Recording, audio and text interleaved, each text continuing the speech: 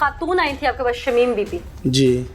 कितने अरसे से आ रही थी? ये तकरीबन 3-4 साल से आ रही हैं। 3-4 साल से आ रही हैं। हाँ जी। शमीम बीबी तुम्हारे पास चल के आती हैं और तुम उनसे उनकी 17-18 साल की बेटी से ताल्लुक़ बनाने का कहते हो और उस पर तुम निकाह की डिमांड करते हो और 1 माह के बाद उस 18-19 साल की लड़की को तुम तलाक दे देते हो।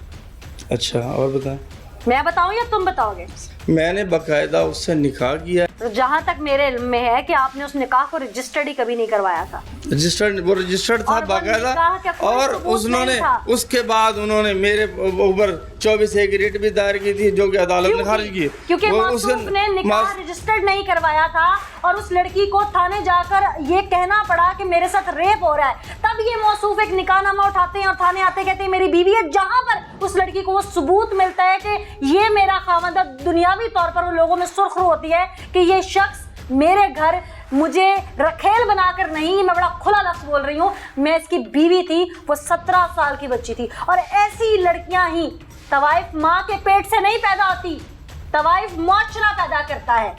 और आज वो एक ऐसे गैंग का हिस्सा है जो लोगों को बर्बाद कर रहा है। वो शुरू कहाँ से हुई? वो इस शख्स से कहानी शुरू होती है। ये एक सरकारी मुलाजिम जिसने एक बेवा को ट्रैप किया, कई साल उसकी पेंशन जिस भी वजह से लटकी, जैसे भी लटकी, इसने उसकी एक 17 साल की बच्ची से निकाह किया। वो 17 साल की बच्ची 2 नंबर नहीं थी। अगर ये उस फैमिली को 2 नंबर कह भी रहा है तो ये उसको अपने घर इज्जत की चादर लेके, अगर रियायत इस्लाम में 4 की इजाजत है, मैं मानती हूँ, ये चादर दे के ले आया था तो उसको चादर 4 दीवारी का तहफ़्फ़ुज़ देता, ना कि 1 महीने के बाद उसे उसी दलदल में धकेल देता। समझ नहीं आई? लोग तो मेरी बात सुने, वो तवाइफ भी होती ना तो उसे आप 1 साल देते अपनी जिंदगी में ढलने के लिए, 1 महीना ना दिया आपने, कहाँ पे जस्टिफाई करेंगे अपनी बात को? अब आप मेरी बात भी सुनेंगी? मैं आप ही की सुन रही हूँ। तुम अपनी शादी से पहले ज़ेबुन्निसा के घर बार बार क्यों जाते थे जब उसकी वालदा घर पे नहीं होती थी? एक खातून आपके पास ऑफिस में आती है अपना केस लेके, आपको ख्वाब आ गया था कि उसके घर में उसकी जवान बेटी और आपने उसका रिश्ता मांगा। वो अपनी बेटी को साथ लेके क्यों फिर रही है? वो उसकी जब उसकी बेटी का काम दफ्तर में है ही नहीं तो वो क्यों लेके आती है? वाह, कोई भी आप अपना बेटी या बेटा या उसके पेंशन जिसने पेंशन लेनी वो खुद आए, उसको बेटी को लेके आना और उसको रख लेंगे। क्यों? कोई भी नहीं नजर रखेगा। डीसी साहब आप सुन रहे हैं? हाँ जी सब सुन रहे हैं कि कोई भी अपनी बेटी क्यों लेके आएगी दफ्तर में इन मौसूफ के पास, क्योंकि इनकी आंखें तो खूनखार भेड़िए की तरह उसकी इज्जत को देखेंगी। अगर किसी की बेटी को निकलना पड़ जाए तो ये मौसूफ कह रहे हैं कि उनकी गलती थी कि वो बेटी क्यों लेके आई दफ्तर में। मैंने देखा तो मैंने ब्लैकमेलिंग शुरू कर दी। मैं डीसी को कहूंगी, जो भी तुम्हारे एरिया का डिप्टी कमिश्नर है, मैं उससे कहूंगी कि इसके खिलाफ सख्त से सख्त एक्शन ले, और अगर ना लिया गया तो मैं हर उस फॉरम का दरवाजा खटखटाऊंगी जहां से इसके खिलाफ एक्शन लिया जा सकता हुआ। क्योंकि एक 17 साल की लड़की इसकी वजह से एक ऐसे गैंग का हिस्सा बन गई है जिसकी वजह से उसे, मेरे मुंह पे वो लफ्ज नहीं आते कि उसको एक 2 नंबर लड़की होने का लक़ब दिया जा सकता है। वो कहाँ से ट्रैप होती हुई, वो अगर मैं दूसरे लफ्जों में कहूँ तो वो बिकती चली गई। उसके बाद सिर्फ उनके घर की कसम पुरसी, वो तमाम हालत आप मेरे कैमरे पे देख सकते हैं। अगर वो इतने ही 2 नंबर थे तो उनके घर तो मेरा ख्याल है एक सही सा बेड नहीं है, उनके घर तो बर्तन 4 अच्छे नहीं है खाने के, उनके तो घर की जो हालत है, जिस तरह 4 पहियों पर वो बिस्तरा डालकर बैठे थे, अगर वो इतने ही 2 नंबर थे, लेकिन वो 2 नंबरी कहाँ से शुरू हुई? इस शख्स से रूट स्टार्ट हुई। मेरा सवाल पेंशन से रिलेटेड नहीं है कि तुमने कितने साल में क्यों नहीं लगाई। मेरा सवाल फिर वही है कि किसी भी साइल की पेंशन तुम 2 माह में, 3 माह में या जल्द से जल्द लगाओगे तो क्या उनसे रिश्ता मांगोगे बिहाफ पर 1 माह के लिए? पछता रहे हैं, मैं गलती की थी, मुझे मार दें यार, फायर मार दें, मुझे मार दें यार, फायर मार दें, मुझे मार दें यार, फायर मार दें।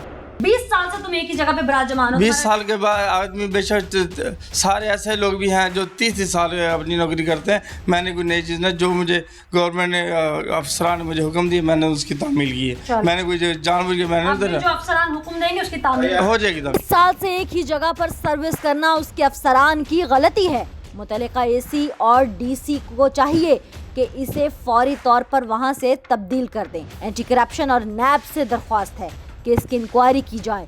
हमारे ज़राए के मुताबिक इसकी 4 अदद कोठियाँ बहावलपुर, 2 अदद स्कूल वैन्स और 3 अदद कारें, 12 एकड़ ज़रई ज़मीन और लाहौर डिफेंस में भी 1 कोठी है। क्या क्लर्क रैंक के बंदे के पास इतने सोर्सेज हो सकते हैं कि वो ये सब बना सके? इन्हें मरियम नामी दुख्तर असलम, उसने एक FIR करवाई है और तुम अपना जाके उनसे जो भी है सेटलमेंट कर लो। किस चीज की एफआईआर करवाई है? कि भाई तुमने उसे अगवा करके और तना किया, उसके साथ बात करके फिर मुझे बताओ, नहीं तो मैं तुम पे पर्चा दे दूंगा और तुम्हें उठा लूंगा। सिविल लाइन ले जाके इन्होंने मुझे हवालात में डाला और मैंने अपने कुछ दोस्तों को बुलाया। वो आए, उन्होंने कहा, उनसे बातचीत की। इन्होंने उस टाइम हमें 80 लाख रुपए की डिमांड की कि भाई 80 लाख दे दो आप, तो हम आपके लड़के को रिलीव कर देते हैं और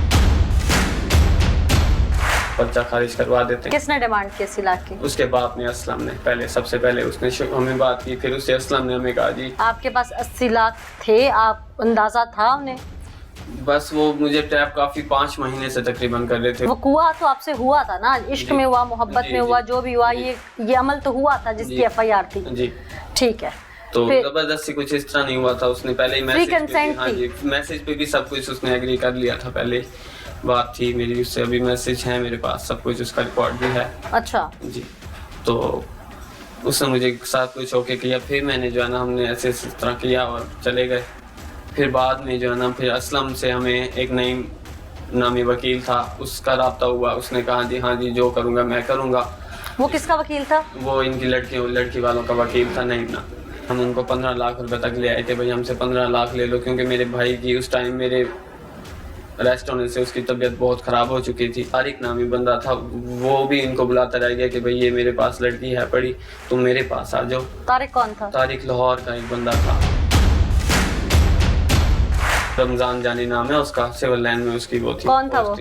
पुलिस वाला था। अच्छा, आपके केस का तफ्तीशी था? मेरे केस का आईओ था। तफ्तीशी था जी। तो उसने हमें इतना जलील किया कि घर आ जाना आपके 3 बजे। मेरी अम्मी को कहता है मैं 2 लाख दे दूं, मैं तुम्हारा काम जो जिम्नी है ये है वो मैं कर दूंगा। ये इन्वेस्टिगेशन कर रहा था या मुकमुका कर रहा था? जी बस ये कभी घर पहुंच जाता, मेरी अम्मी को फोन करता, बीबी तू परेशान ना हो, तू ये वो। मेरी अम्मी रोती, वो इतना उनको ड्राइंग रूम में पहुंच गया, मेरी अम्मा नू बुलाओ, मैं अम्मा नाल गल करदा, तुसी सारे फ्राडियो मैं तो सुलाई नहीं करांदा ये वो। अच्छा, वालदा को कहता था? हाँ जी, ये है वो है, ये सारे दोस्त इसके आ रहे हैं, आंटी मैं तेनू सुलह देंगा, भाई जी तू मेरी बीबी है, तू पैसे का बंदोबस्त करा, मैं तेरी सुलह करा देना, ये है वो है। मुझे इसने मेरी अम्मी को भी वो किया। कितने पैसों का कहता था अरेंज करने के लिए? कहते हैं भाई तुसी 10 15 20 जिन्ना है कर लो, जिन्ना ਤੁਹਾਡੇ ਕੋਲ ਇਕੱਠਾ ਹੁੰਦਾ ਤੁਸੀਂ ਕਰ 10 से ऊपर यानी जितना होता है? ऐसे ही। अच्छा, 20 तक भी गया? 20 तक गया, तो इस तरह कर लो। बाकी मैं इन्होंने अपनी गल दसी है, मैं इन्ने पैसे लेंगा, मेरी कार्रवाई पूरी होगी। जो मैं कितने लूंगा? 2 लाख रुपए मैं इन्होंने किया, मैं 2 लाख लवांगा। अच्छा। मैं जिमनी है, जो भी मैंने कहोगे मैं हर चीज तो ओके करके दे देंगा। फिर उनको फोन करता था कि भाई ये तो मड्डी वाले हैं, इसकी मार हुई जा रही है, वो तो 50 भी देगी, तू तेरे पास भेज रहा हूँ, तूने नहीं मानना। ये उनको फिर इस तरह ब्रीफ कर देता था। फिर इसने ऐसे हमें कंफ्यूज करके आखिर इन्होंने हमें जेल पहुंचा दिया। जैसे जेल में पहुंचा 2 दिन बाद मेरे भाई की डेथ हो गई, डिप्रेशन की वजह से उससे बर्दाश्त नहीं हुई। नाज़रीन, ये गैंग मुनज़्ज़म तरीके से चल रहा था और किस तरह से काम कर रहा था वो तो हम आपको लम्हा बलम्हा दिखा ही रहे हैं। ऐसे में जो पुलिस एहलकार काली भेड़ें मिली हुई थी, कुछ लोगों के नाम तो सामने आ गए, उनके खिलाफ एक्शन भी हो गया, लेकिन एक नया नाम सामने आया, रमज़ान जानी, जो कि ज़ेबी उर्फ मरियम बीबी जिसमें मुद्दइया बनी उस केस में जिसमें इनको फंसाया गया और इनके जानी से लेके माली नुकसानात हुए, एक शरीफ फैमिली को कैसे ट्रैप किया गया, वो केस उसको जो हवा दे रहा था या उस केस को जो उलझा रहा था वो एक ASI रमज़ान जानी था, जो अभी नया नाम सामने आया और अभी तक हाजिर सर्विस है। मैं उसे नहीं छोड़ूंगी और उम्मीद करूंगी कि ये नाम सुनने के बाद जो अभी भी यहाँ पर भावलपुर के ईमानदार अफसरान मौजूद हैं, जो इस केस के लिए वाकई काम करना चाहते हैं, जो चाहते हैं कि वो चेहरे बेनकाब हों जिनकी वजह से डिपार्टमेंट बदनाम हो रहा है, वो इस पर ज़रूर एक्शन लेंगे।